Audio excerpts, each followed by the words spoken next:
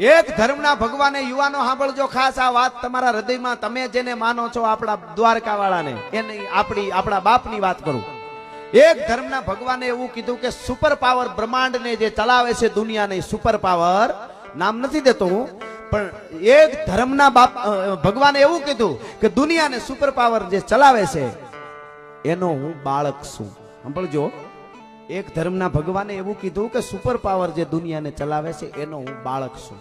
પાછા બીજા એક ધર્મના ભગવાને એવું કીધું કે પૂરી કાયનાત को जो चलाता है उसका मैं संदेशा वाहक हूं. એક ધર્મના, સાંભળજો આ વાત હૃદયમાં ઉતારતા જજો યુવાનો. એક ધર્મના ભગવાને એવું કીધું, એના ભગવાને, કે સુપર પાવર દુનિયાને ચલાવે એનો હું બાળક છું.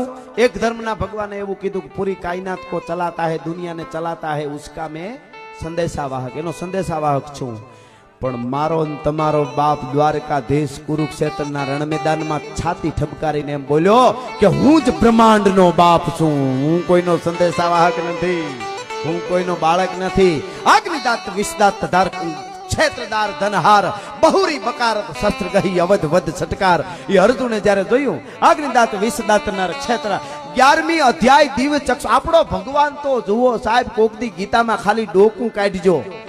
એને એમ કીધું કે અર્જુન એકવાર મારા ચરણે આવી જા.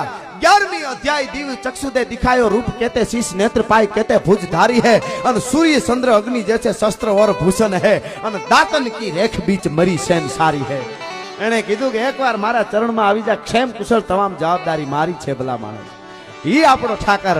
એટલે એ બાજુ જાય તો વધારે થઈ જાય, પણ